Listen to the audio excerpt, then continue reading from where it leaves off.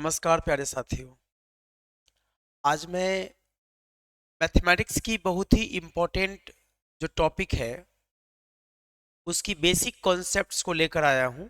और ये टॉपिक है number system.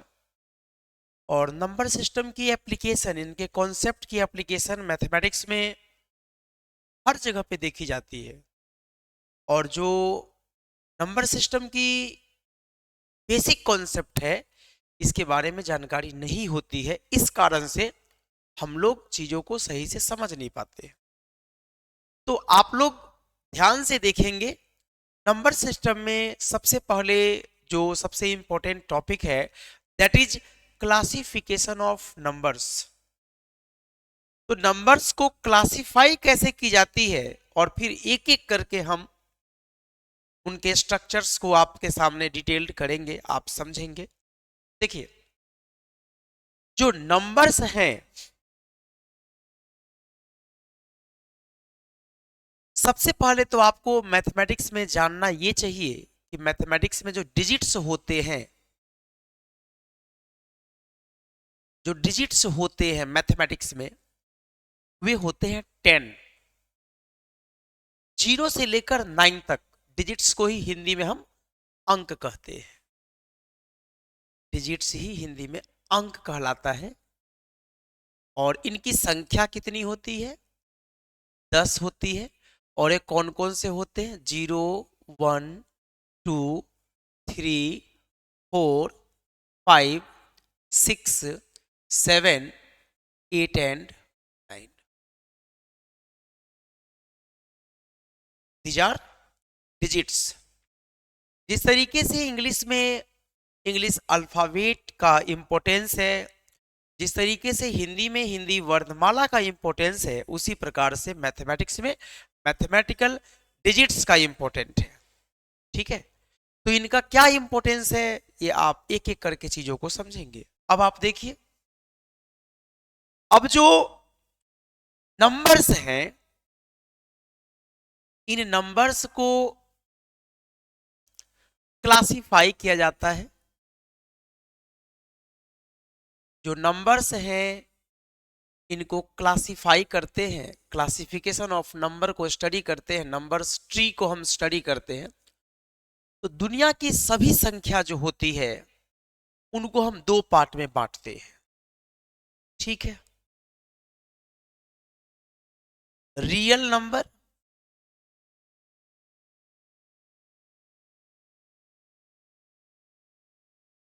And imaginary number.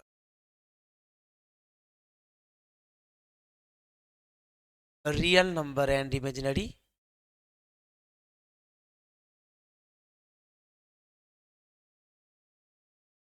वास्तविक संख्या और काल्पनिक संख्या।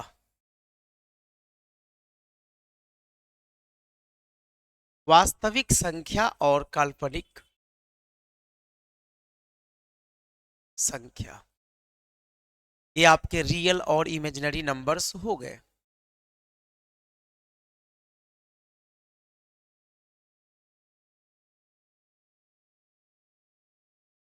क्लास 11th में एक टॉपिक है कॉम्प्लेक्स नंबर।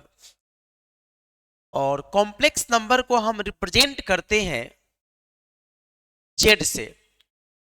और कॉम्प्लेक्स नंबर रियल और इमेजिनरी दोनों के कॉम्बिनेशन से बनता है कॉम्प्लेक्स नंबर।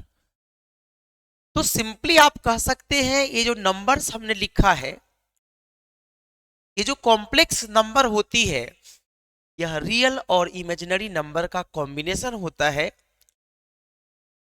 एक ऐसे ग्रुप ऑफ नंबर्स जहां पे रियल और इमेजिनरी, जहां पे वास्तविक और काल्पनिक दोनों संख्या होती है, उन्हें हम सम्मिश्रित संख्या कहते, दैट इज कॉम्प्लेक्स नंबर। और कॉम्प्लेक्स नंबर को हम जेड से रिप्रेजेंट करते हैं। कॉम्प्लेक्स नंबर सम्मिश्रित संख्या को हम जेड से रिप्रेजेंट करते हैं। और जेड को आप लिखते हैं ए प्लस आई बी। ये टॉपिक क्लास 11th में पढ़ना है मैथमेटिक्स में। यहां पे ए और बी रियल नंबर होता है। ए और बी रियल नंबर। और ये जो आई है दैट इज आयोटा, इसकी वैल्यू होती है √-1। और यह जो √-1 है, ये जो वैल्यू है, यह एक इमेजिनरी नंबर है।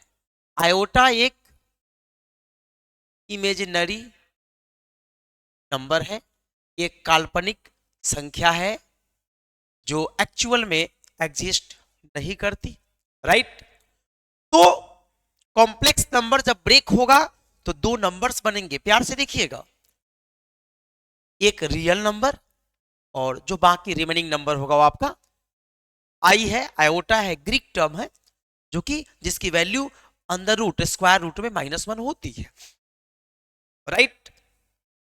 अब देखिए, तो रियल नंबर है हमारा, ये रियल नंबर कई पार्ट में ब्रेक होता है, और रियल नंबर को आप ब्रेक करेंगे तो ये दो पार्ट में ब्रेक होगा,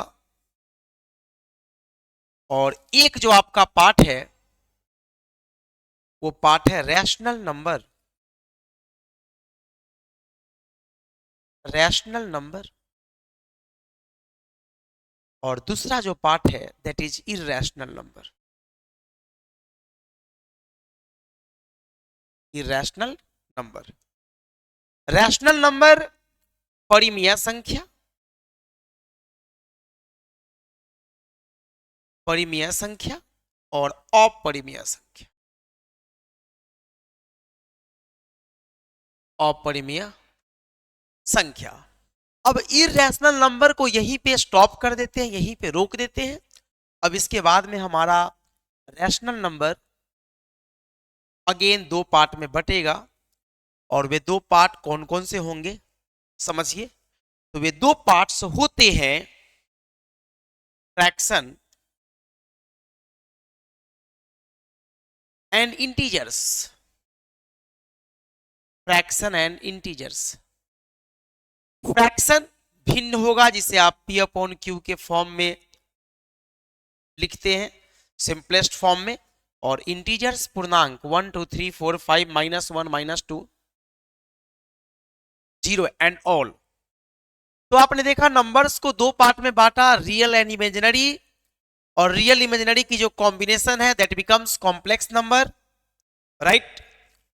अब रियल नंबर दो पार्ट में बटी है, एक आपका रैशनल और दूसरा आपका इरैशनल, और फिर रैशनल नंबर भी दो पार्ट में बटी है, फर्स्ट पार्ट फ्रैक्शन और दूसरी जो पार्ट है वो क्या है प्यारे साथियों, इंटीजर्स। अब इंटीजर्स कई पार्ट में बटने वाली है, इनको भी देखते और समझते हैं। इंटीजर्स कई पार्ट में बटने वाली है।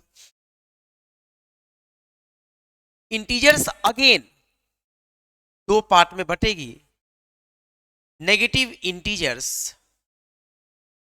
Negative integers and positive integers, negative integers and positive integers, ऋणात्मक पूर्णांक और धनात्मक पूर्णांक। और अब ये पॉजिटिव इंटीजर्स को आप एक ही बार में कई पार्ट में डिवाइड कर सकते हैं। सबसे पहले नेचुरल नंबर, नेचुरल नंबर प्राकृत संख्या, इसके बाद में होल नंबर, इसके बाद में prime number,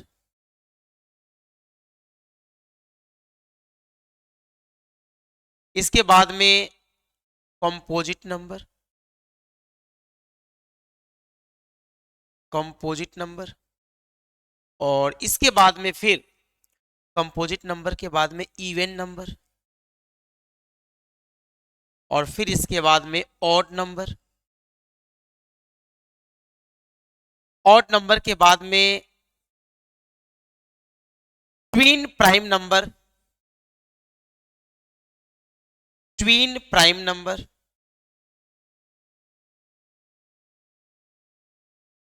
natural, whole, prime, composite, even, odd, twin prime number. 1 2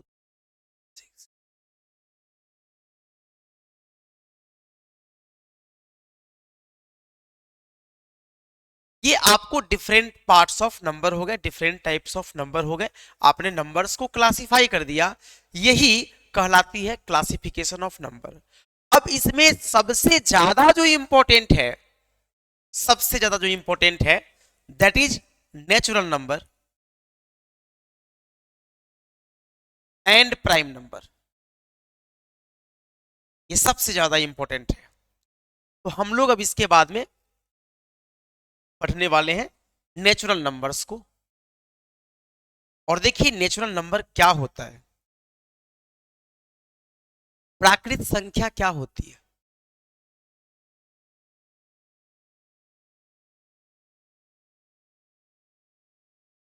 natural number प्राकृत संख्या क्या होती है। जो काउंटिंग नंबर्स हैं, जिन्हें आप काउंट कर पाते हैं, उन्हें नेचुरल नंबर्स कहते हैं, काउंटिंग नंबर्स कहते हैं, प्राकृत संख्या कहते हैं। गिनती की संख्या को प्राकृत संख्या कहते हैं। और गिनती स्टार्ट होती है 1 से। तो आप सिंपली लिख सकते हैं all counting numbers, all counting numbers are called natural number, are called natural.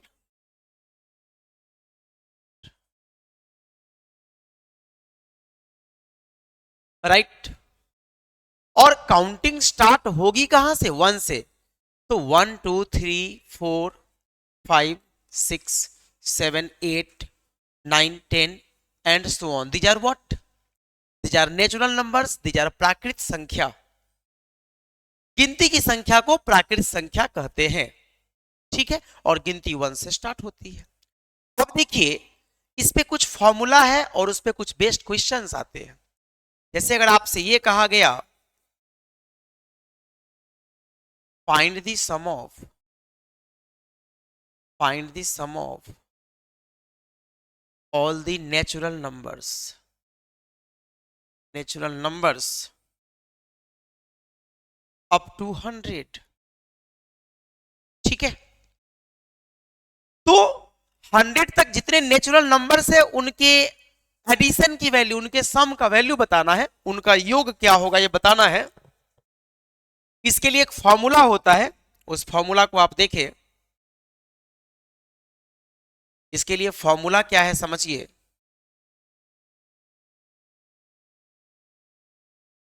Some of first n consecutive, sum of first n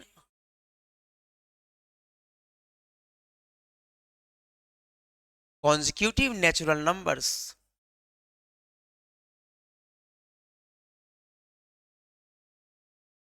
equal to n into n plus 1 upon 2।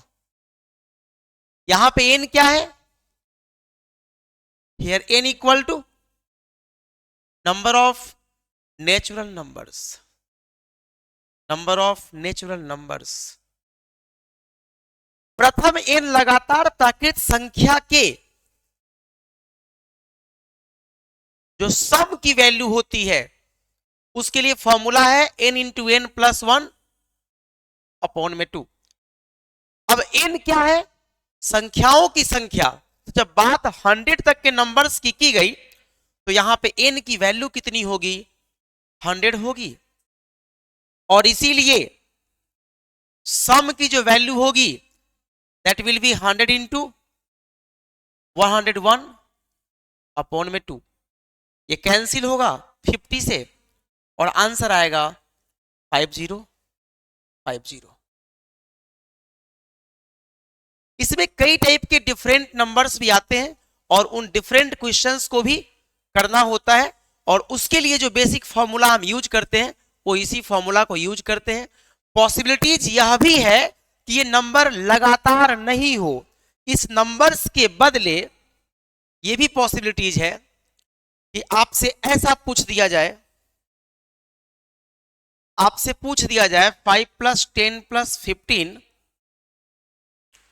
+ 20 up to 100।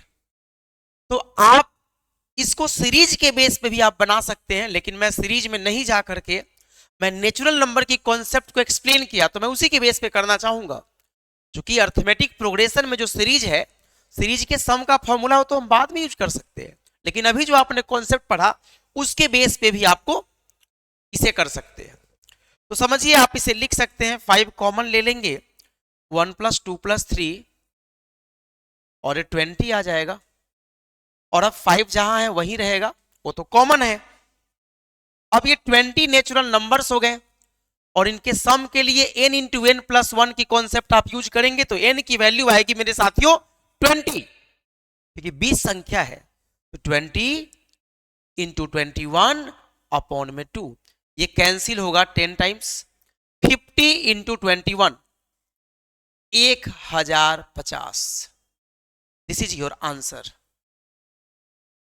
तो 1 step answer है और इसे करने के लिए हमें इसी formula का यूज करना है। और भी तरीके हैं, लेकिन फिलहाल आपने नेचुरल नंबर का फॉर्मूला पढ़ा तो उसी के बेस पे करेंगे। तो प्यारे साथियों, इस तरीके से हम क्वेश्चंस को अटेम्प्ट करते हैं और सॉल्व करते हैं।